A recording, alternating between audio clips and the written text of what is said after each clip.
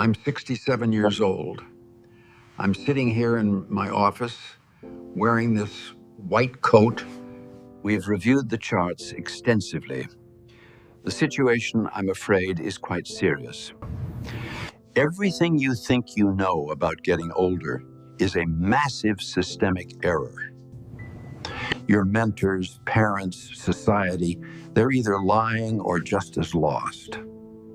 For the first 45 years of my practice, I believed the same myths. I thought I was in control. I had the status, the respect, the career. But at 60, something happened that shattered everything.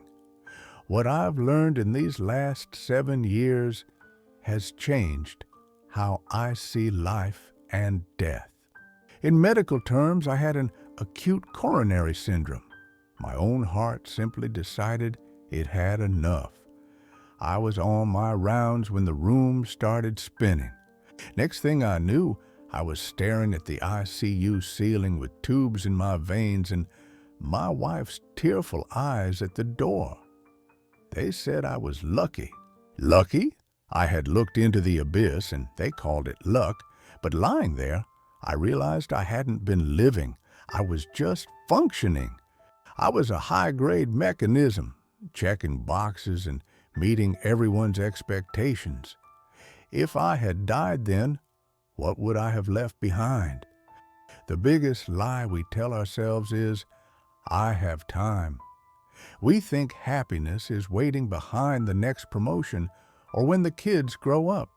But that day never comes because the goalposts keep moving.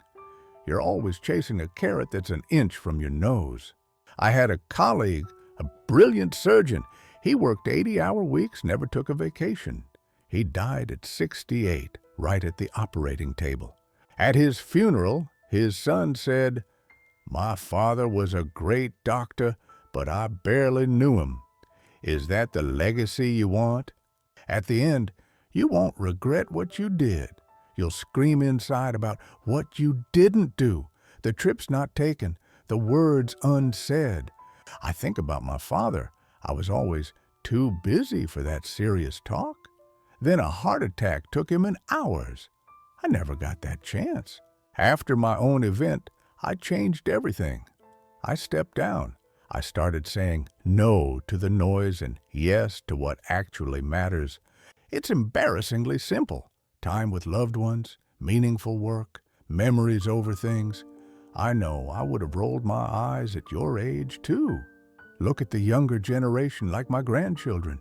They're in a storm of stress, chasing ghosts of happiness just like I did. We're all on borrowed time. I see it every day in this hospital. But when you're young, you think you're invincible. You aren't. So what will you choose?